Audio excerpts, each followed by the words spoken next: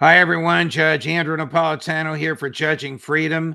Today is Monday, April 8th, 2024. Ray McGovern is with us now on the dangerous new alliance, or maybe not so dangerous, the interesting new alliance between Russia and China, and the U.S. Secretary of the Treasury trying to intimidate China.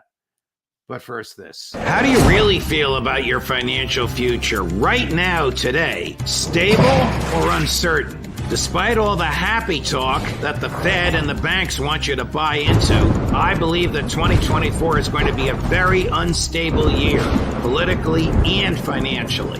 That's one of the reasons I decided to buy physical gold and silver, and I suggest you should do the same and do it now. Why?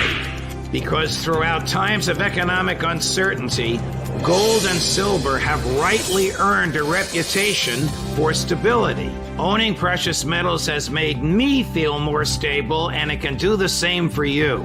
Reach out to my friends at Lear Capital and get their free wealth protection guides. You can reach them at 800-511-4620. Lear has earned an excellent reputation by helping thousands of customers just like you move portions of their retirement savings into Lear gold and silver IRAs. It's easy to do, and it's tax and penalty free. Don't be caught off guard. Experts predict the markets may tank again. You'll be happy if you have protection in place. So call Lear at 800-511-4620. 800-511-4620, or go to LearJudgeNap.com and tell them your friend the judge sent you. Ray McGovern, welcome back to the show, my dear friend. Your time, of course, is much appreciated by the viewers and by me. Has the war in Ukraine produced a new alliance between Russia and China, and is that alliance beginning to manifest itself today? The answer is yes.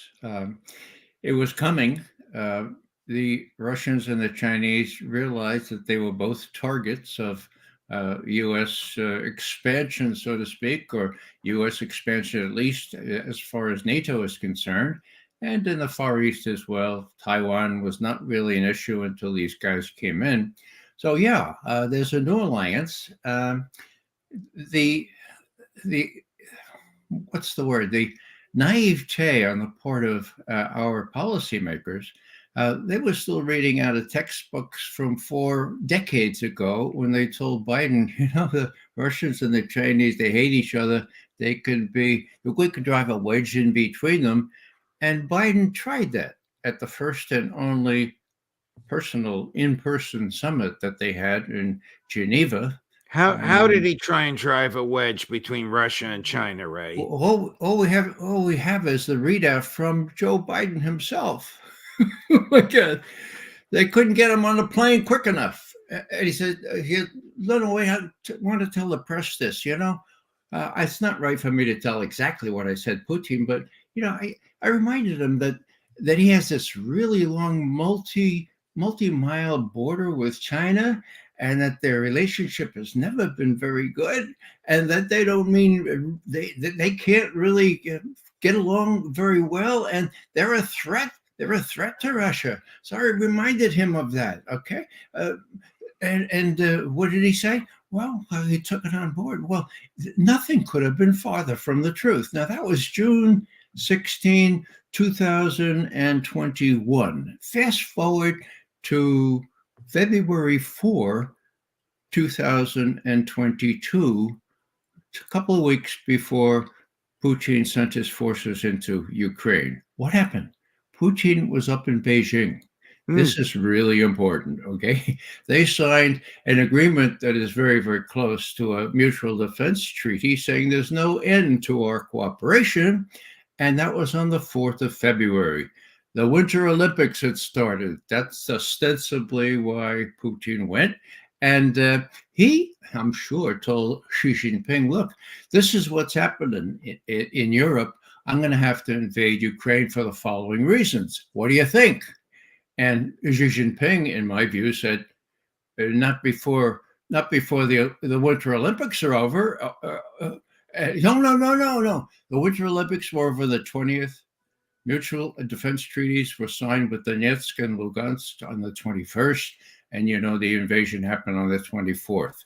Now, it's not a post hoc ergo propter hoc fallacy here. What it Right. is that the alliance became solidified by that.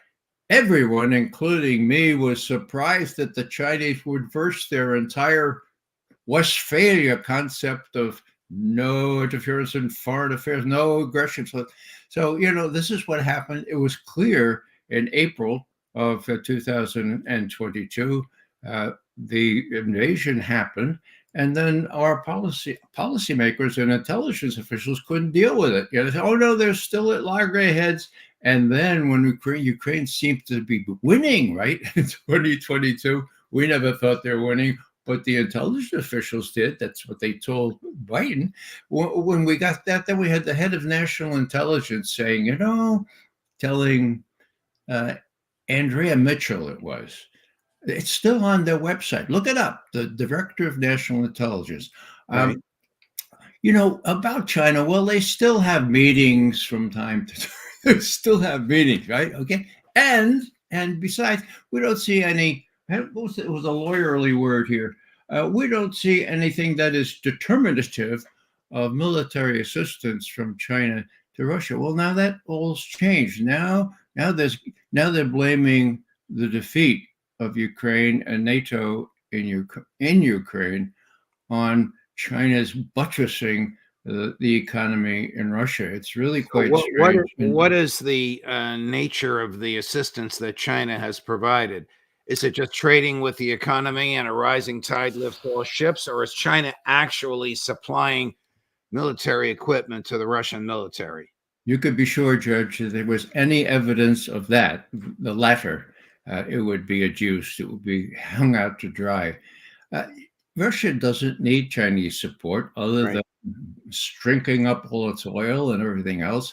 And it's just a matter of China being seen now as giving the kind of support to the Russian economy writ large that can only enable it to continue its aggression in Ukraine, and of course to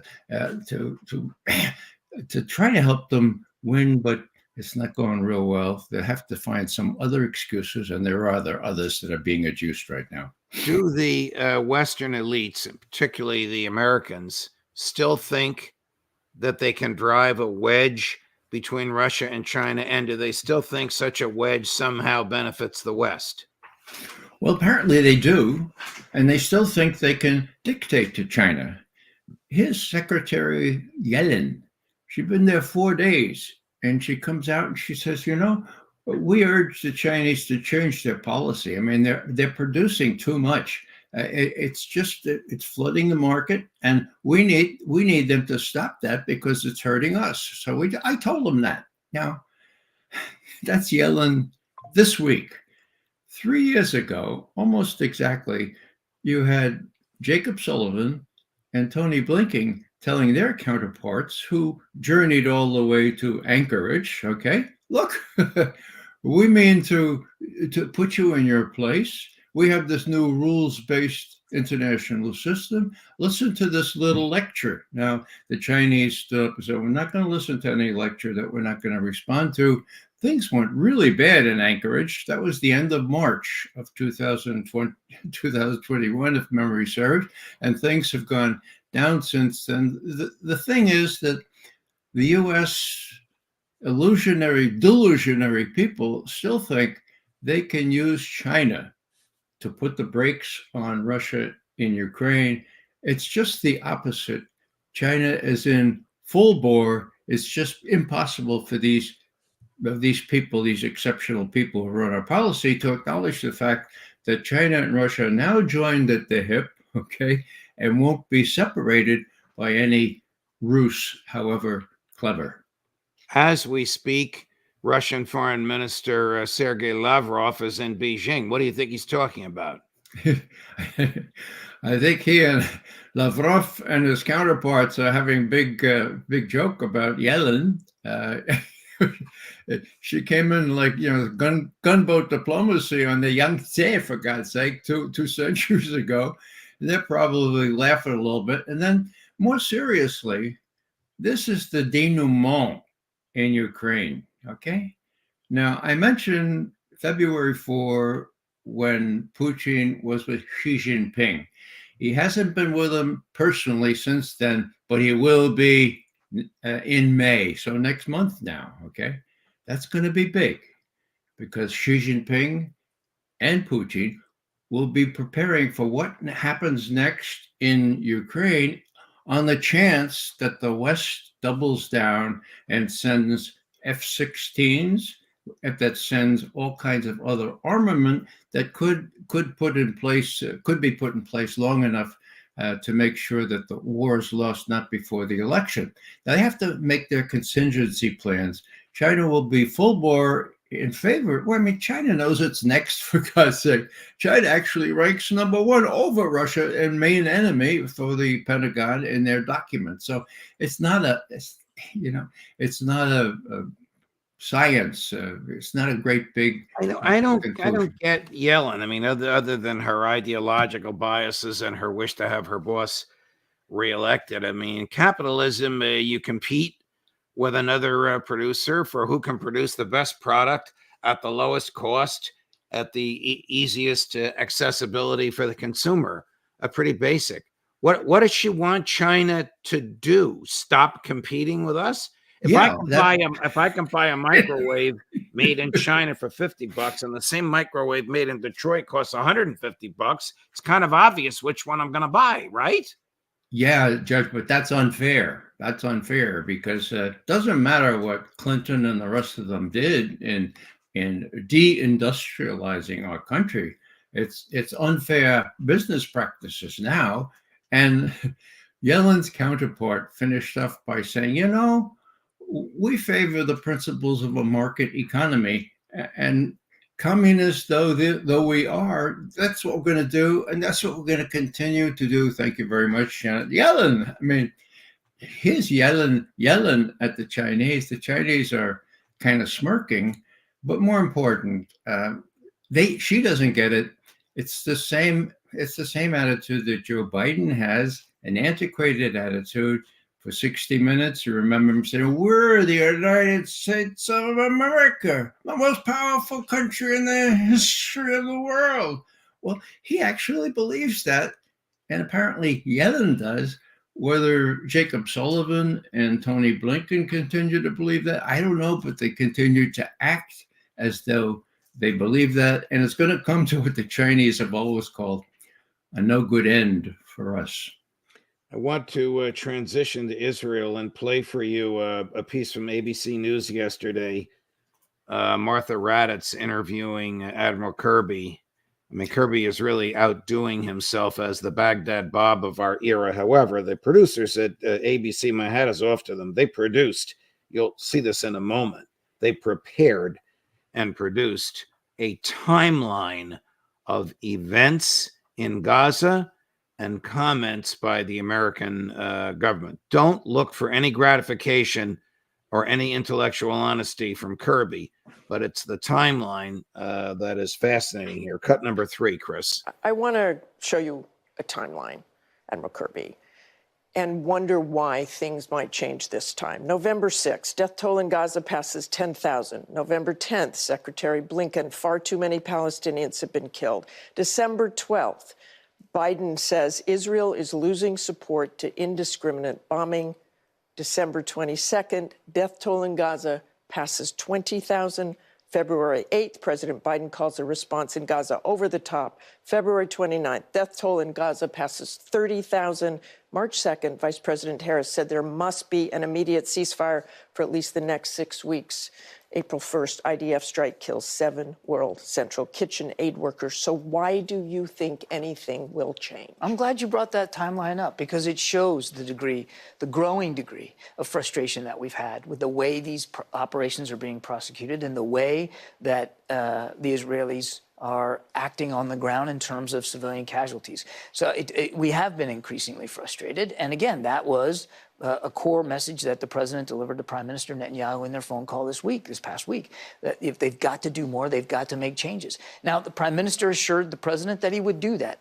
We've seen some announcements in those early hours. That's welcome. We got to see more. We've got to see it over time. You really believe that, Admiral Kirby, that Prime Minister Netanyahu is going to stop the slaughter because you've asked him to? Cut off the 2,000-pound bombs on the spare parts for the jets. I'll let you take it, Rab. Sorry, getting angry when he takes the American public and those of us in this business for fools. Well, Judge, even Biden has said indiscriminate. Okay, that's a war crime. Even Biden has said this over the top. You know, it should be, it's laughable, but it is very, very dead serious. Now, we have about 33,000 Palestinians killed. What's the situation with those who were just wounded? They're dying from cuts to their feet. Watch Miko Peled's interview of an American nurse who served some time in Rafah in southern Gaza. It's on his website right now. It was incredibly moving to me. Just watched that last night. It talks about little cuts on the feet of Palestinians because they have no shoes, having been driven out of their houses with 1 minute or 2 minute notice, and they die of that because there's no antiseptic, there's no bandages, and there are no sandals. Okay, so put that against Baghdad Bob Kirby, and if you're angry, I'm Irish. We Irish get even more angry than Italians on occasion. But Thomas Aquinas said there's a virtue of anger, and if you're not angry amid this kind of injustice, you're sinning. He did say that, and I agree with you that we should be angry at profound injustice. Alistair Crook reports this morning from sources in Israel that the IDF has been using an algorithm called Lavender. It's just the name of the software. It's an AI, artificial intelligence algorithm, and it has actually taken Palestinians and put numbers on their images from 100 to 0. 100 is must kill, 0 is we can leave alone. So the Netanyahu government will say, well, we didn't kill these people. The algorithm did. Now, we haven't heard that argument from him yet. They're probably not pleased with the revelation of all this. The revelation was made by an Israeli journalist, and Alistair picked up on it last night and this morning. But is the IDF going to say, we just followed what the computers told us? The computer said to drop a 2,000-pound bomb. By the way, this algorithm also includes numbers saying, depending upon how evil the Hamas leader is, it justifies killing a greater number of civilians in order to get to the Hamas leader. These people really make up their own rules as they go along, irrespective of traditional notions of morality and irrespective of international law, to both of which they are sworn to comply. Yeah, swearing to comply, that's one thing. We was only following orders, this time from Herr Algorithm. My God,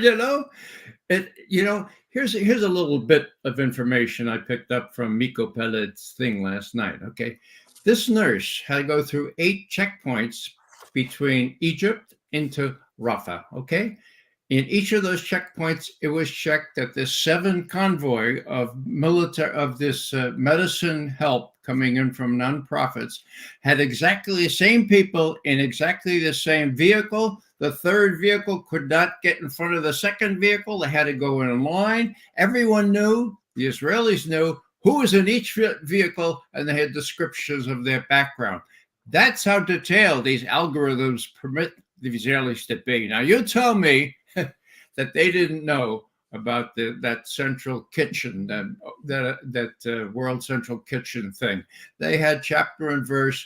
If these guys, these medical people, were subjected to that kind of scrutiny, so too were all relief efforts that came in, like the World Central Kitchen. And my friends waiting in Turkey with 5 5,500 tons of medical and other foods and food supplies to get into Gaza.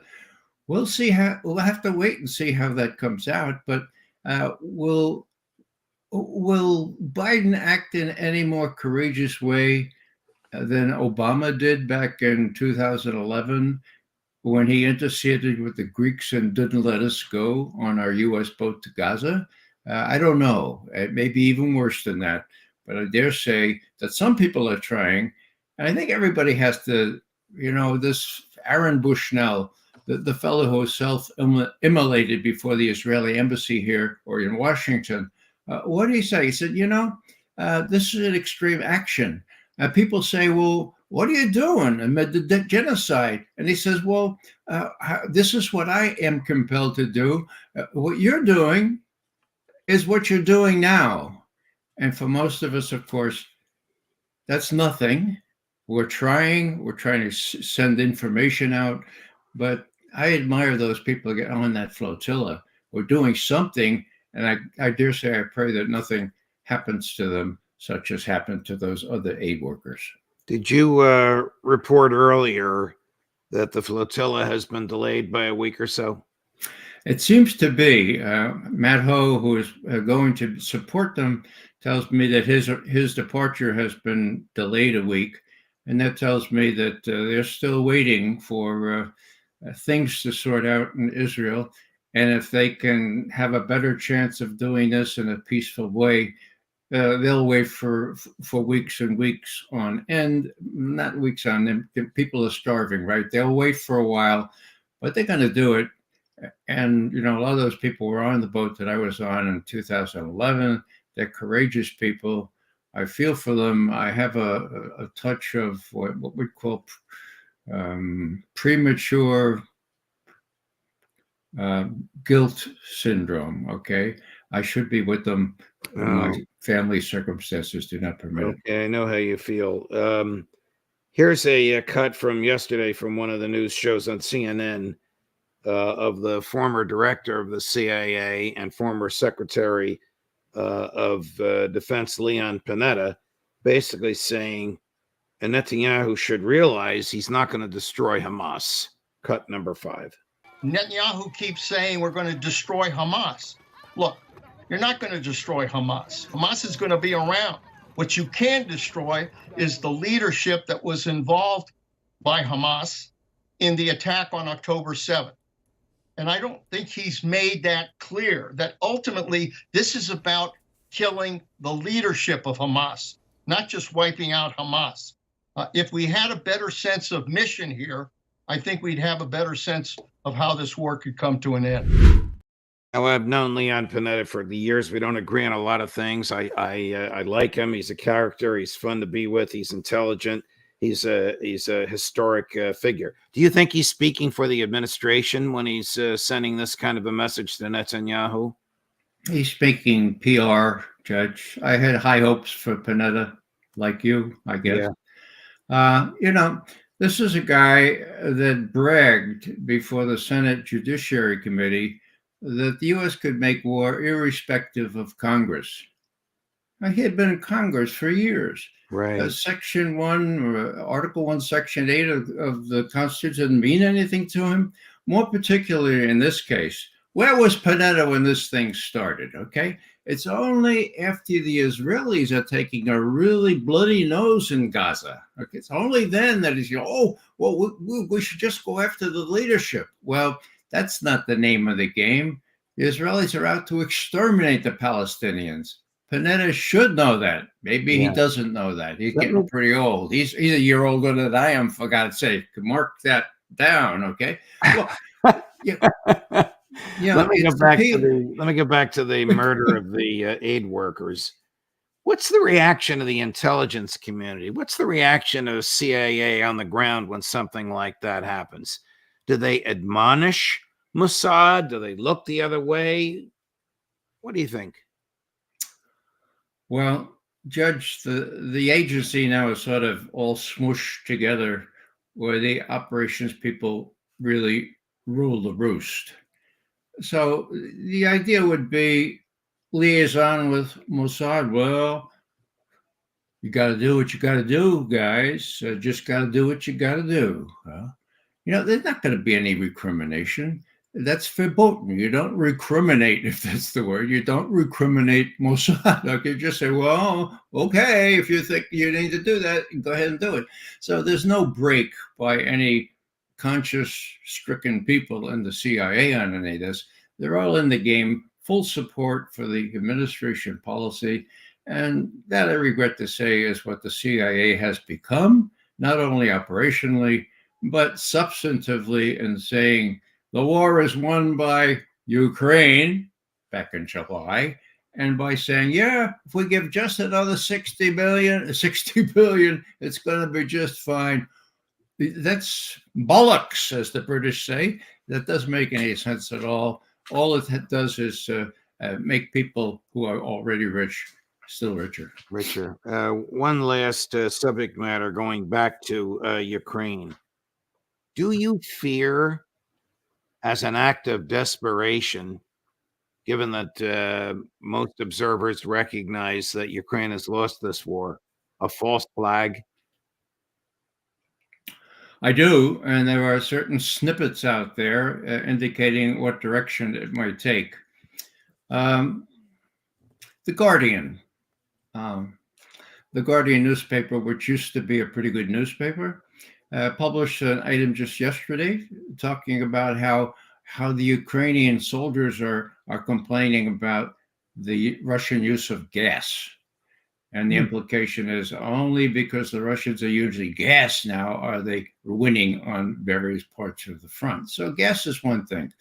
Nukes, well, the nuclear power station in Zaporizhia has been hit 3 times by Ukrainian shelling over the past weekend.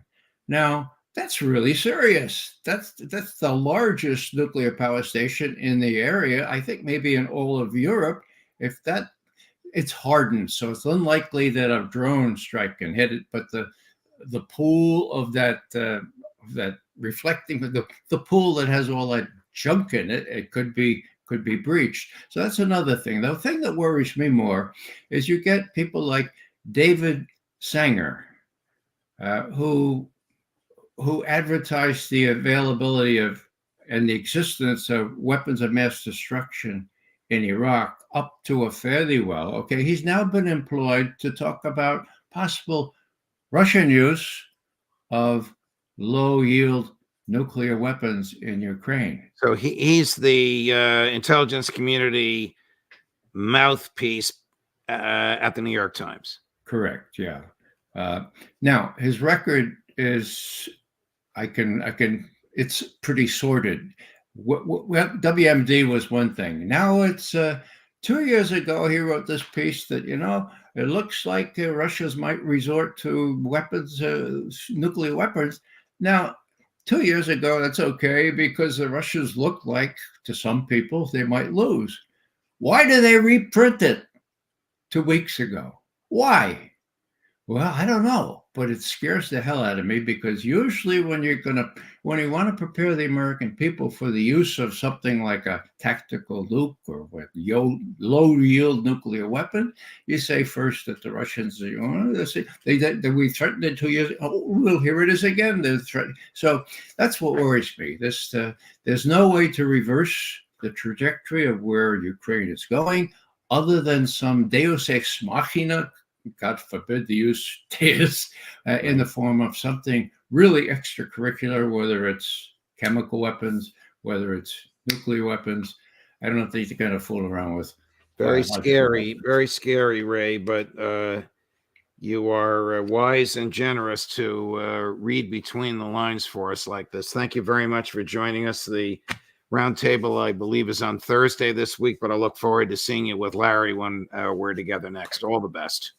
Thank you, Judge. Of course.